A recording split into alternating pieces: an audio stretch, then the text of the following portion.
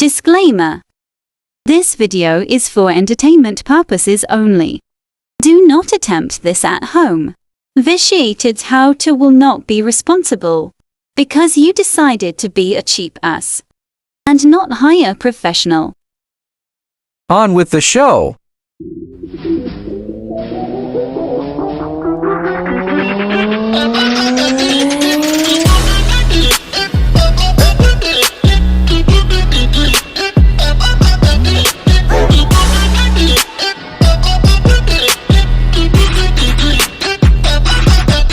Welcome back to monkeying around again. This time I'm servicing the Goodman model ghs8, gms8, gds8, gmv8. I have another video where I pulled the coils out and cleaned them, yada yada. I'm making this again because things have changed and I've moved in and now I gotta service it. So we'll go at this again. Because this is gas, there's a vent pipe here, there's a screw there, and there'll be another screw right there. Those are 1/4 inch. This one, that one up there, one there, one there, one down there, that one there, and that one there are all 5/16. Next thing you're going to want to do is to, if you don't have this, I do, so I just move it out of the way because this cloth gets fairly warm and this starts dripping. If you cover that, then you don't have that dripping problem. And as you can see, I got kind of a water problem here, but I'm gonna fix that anyway.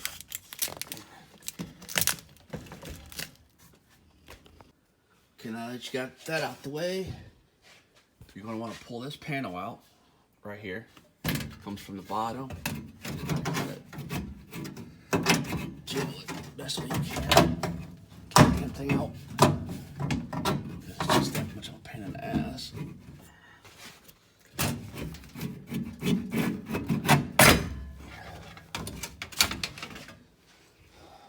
Get that out the way. You can either unscrew this or cut it. Because either way you're cutting it. Me, I don't really care too much because I'm replacing it with something else. Because the way it's rigged up, it's a pain in my ass. So, there's that. Next thing you're going to want to do is pull this grommet right here. Yeah, as you notice, there's supposed to be that black pipe insulation. It was kind of rigged up and I'm replacing it, so I just cut it all off because I don't need it. Because I'm doing something different. Gotta pull that out.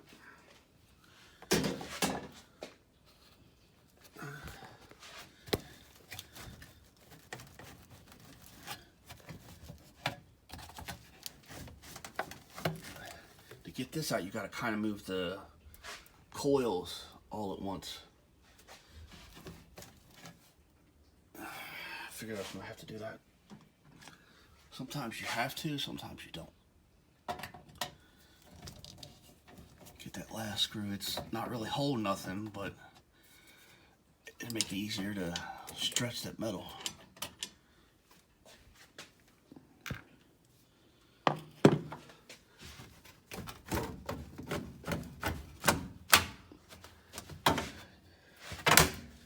Gotta be careful. Oh yeah, I forgot. These two screws gotta come out too. Because if not, you're not gonna like what's gonna happen. Because the little tubes that it's held on that goes into the coils runs through that line.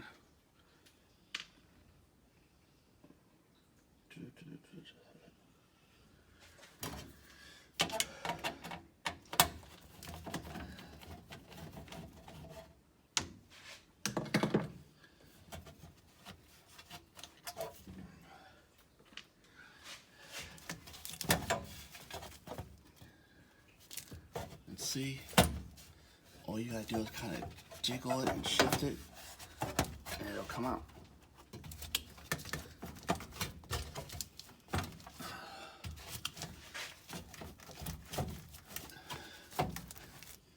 You have to end up turning that one sideways, or you're going to have to pull it. I was able to turn it sideways enough, slide that, and you just pull this down, and just feed it until you get it out your way.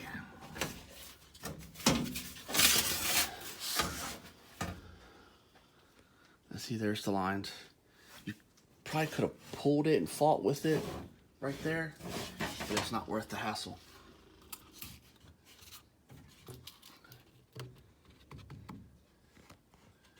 You gotta look around, feel it around, make sure there ain't no water in the tray, and you gotta pull this out, because it's gonna be a nightmare.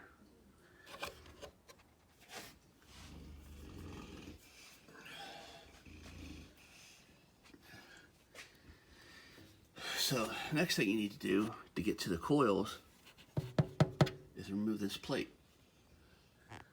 5/16, 2 5/16, 5/16,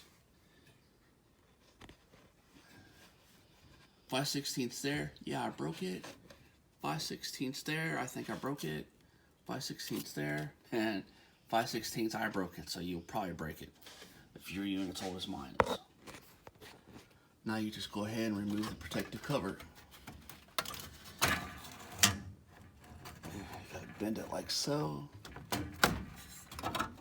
Just be mindful what you're doing, because you still got those little tubes there.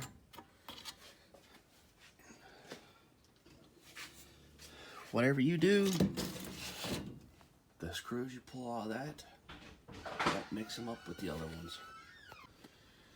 Alright, now that the cover's off, you can just take it with your hand. I had to put this back because there's still a bit of water in there when I moved it.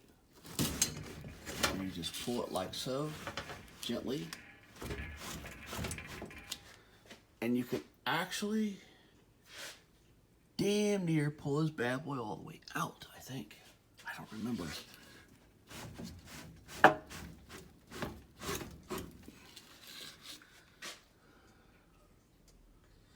You can pull it out pretty damn far. Okay?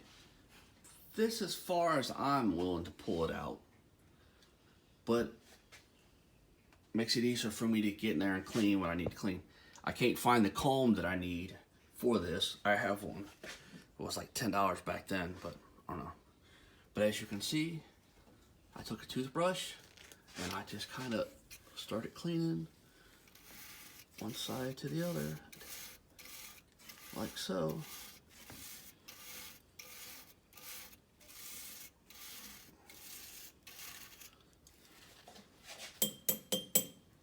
Normally what they would do is a water hose, but because of where it's located and the type of AC unit this is, the water hose ain't gonna work. So this is pretty much what you're stuck doing for now. So I'll show you when it's done. See, they look pretty good, a little old, but for the most part pretty good. It's supposed to look like this.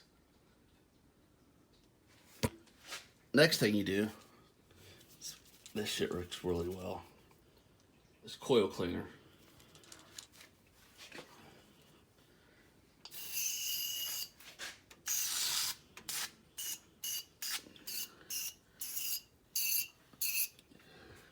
You can spray it on the front or through the back.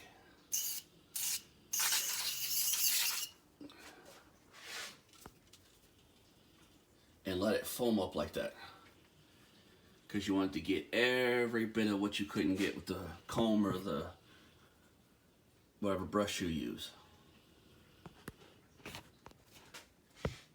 Now that it's all foamy, well, it was kind of foamy. But when you do it, it'll be all foamy. So you just push it back in, all the way back where it needs to go. And you pull that back up so that way you can push it in the rest of the way. Okay. And you just let it set because these are evaporator coils. So when the water starts dripping, it'll just wash it out and wash it out through the system. And it'll get down in there and it'll clean all the gunk out of there too. You shouldn't have to scrub this all the time like this. As long as you spray it every few months, about 4 to 6 months, you shouldn't have to really scrub it once a year. It's probably been a year since I've done it. Now I'm gonna put it back together because I'm gonna show you how to do all this without having to cut it all the time. And yes, I used the whole can. Okay, once you get it in, make sure you put that plate back over it. You work this one around. The pipe that I had there, I had to vacuum it out again because, as you can see, there was a lot more water in it from me moving the coils around. Pretty much you just gotta put this back in the way you took it off.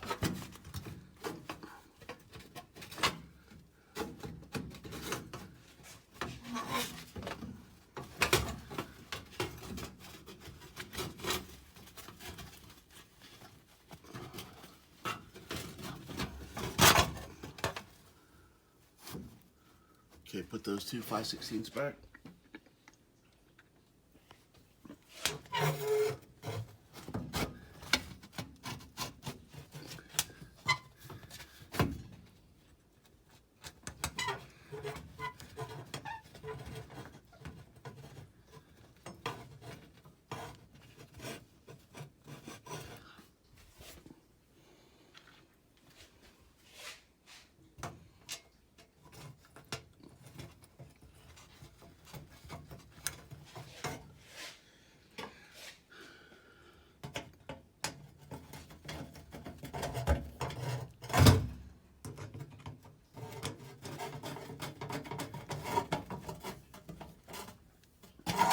You just snug them back the way they were. Remember, this has got to be pushed back in, and this plate here has to go back up. So you slide this back in, and you set it like so.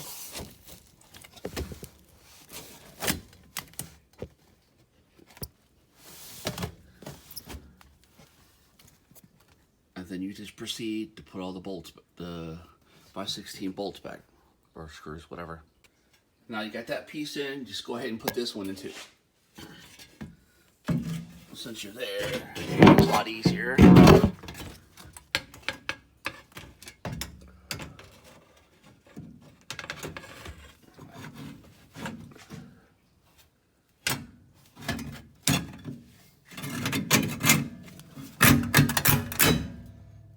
Everything goes back in the way it came out.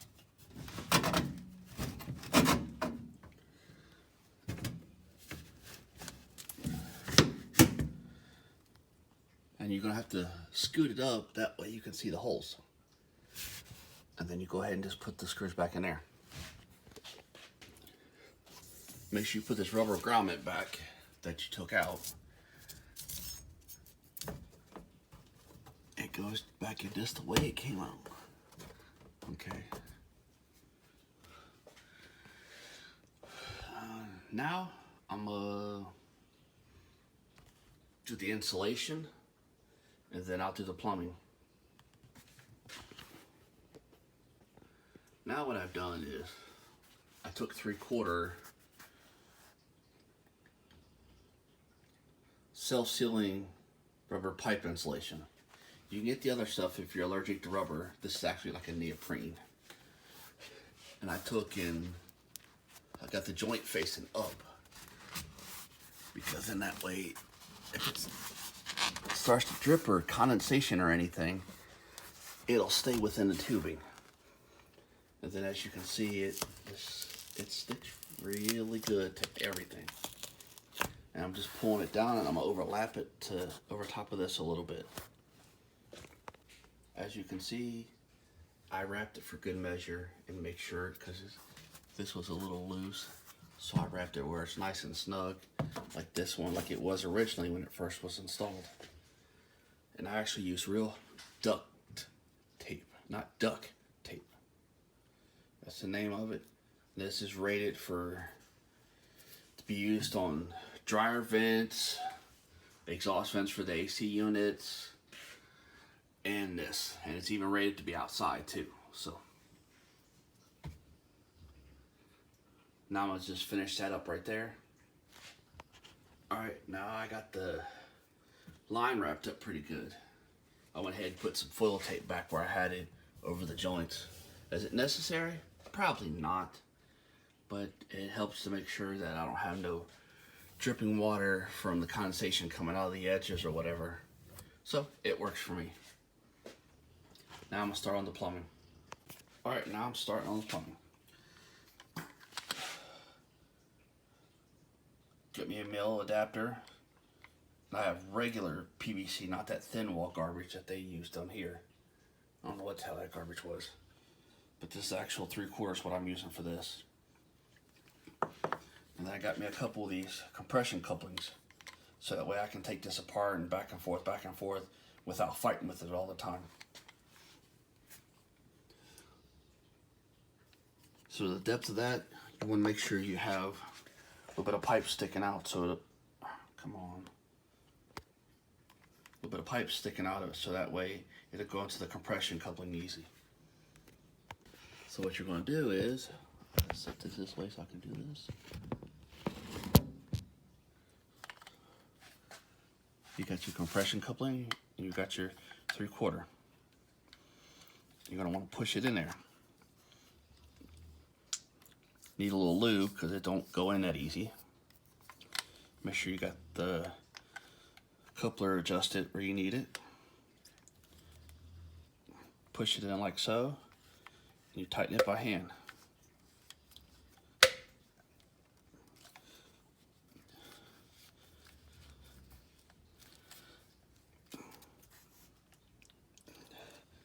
You should be able to tighten it by hand. If you can't, use a pair of channel locks, just tighten it just a little bit to where that way it don't come loose.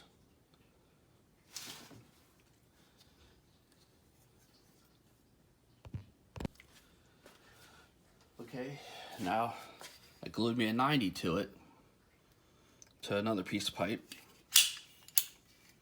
so I can fit it to the other end. Cut just enough, it's probably a little over, but it'll be alright, because I can fix it later.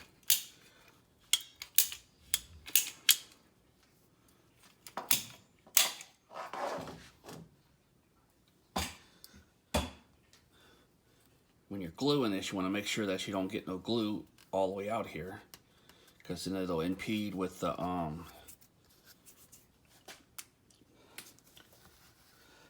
compression, and it won't seal right like it's supposed to. So you take the other end of it.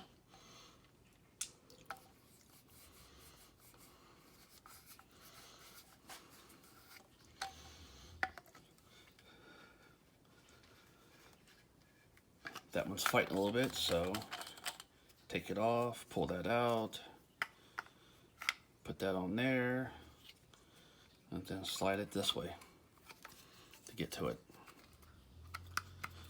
And then that way you can get it in right where you need it. And this has a stop here so it won't go all the way through, so you'll be okay there.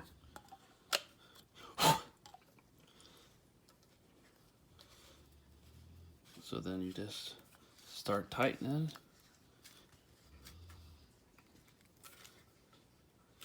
But not too much, because you remember, you got to screw this into that with Teflon tape, and that's what I'm about to do now. Real simple about putting Teflon tape on. You see where the course of the threads go, so it goes righty-tighty, and you do the same thing.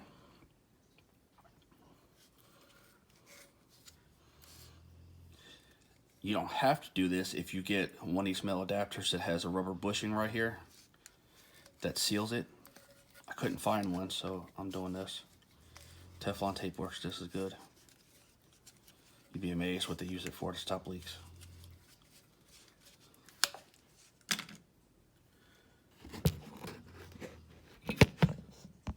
Alright, now all you do is line it up so it'll thread properly and not mess the threads up. And then you just thread it in.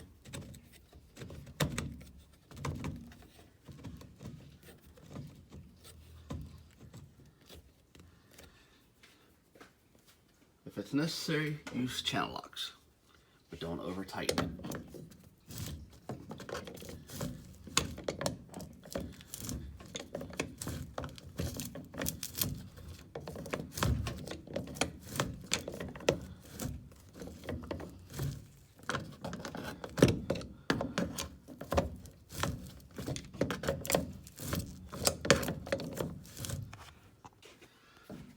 Okay, so I got it in, but you also got to keep in mind, cutting this for this, you got to get past that. It's got to come out yay far so the heat from this doesn't affect the pipe. I knew what I was doing, so I measured and I went from there. Now the next thing is the glue to my 90.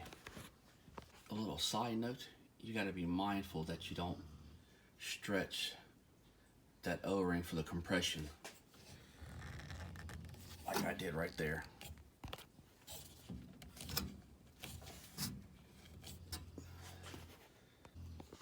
That's how it's supposed to look like.